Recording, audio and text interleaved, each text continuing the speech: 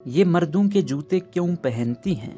महंगे ब्रांड से दूर यास्मीन राशिद के चंद हैरत अंगेज सच।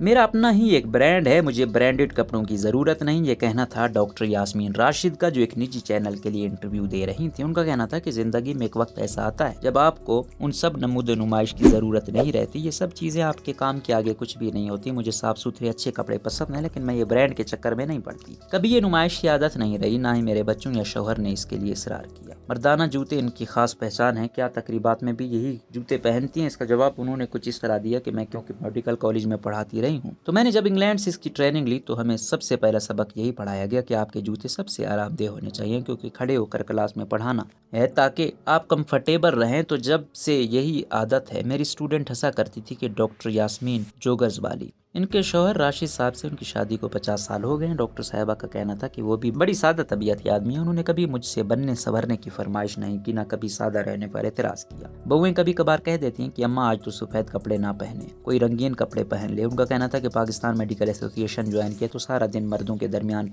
फिरना पड़ता था, तो बस सोच लिया कि जितना सादा रहा जाए वो बेहतर है। पसंदीदा गुल्लकार में उस्ताद अमानत अली बेइंतहा पसंद है। इंशा जी उठो अब कूच करो पसंदीदा गज़ल है। मेरी अम्मा भी बहुत अच्छा गाती थी, खुद गाने का शौक नहीं, क्योंकि मेरी तो आवाज़ भी मर्दाना हो गई है। फैज़ की शायरी पसंद है। साइंस फिक्शन मूवीज़ बहुत ज़्यादा पसंद हैं। स्टार ट्रैक, टर्मिनेटर और दूसरी साइंस फिक्शन मूवीज़ के लिए मैं लाजमी वक्त निकालती हूँ। रिटायर होने के सवाल पर उन्होंने कहा कि अल्लाह ने जब तक जिंदगी दी है मैं बंदों की खिदमत करती रहूँगी।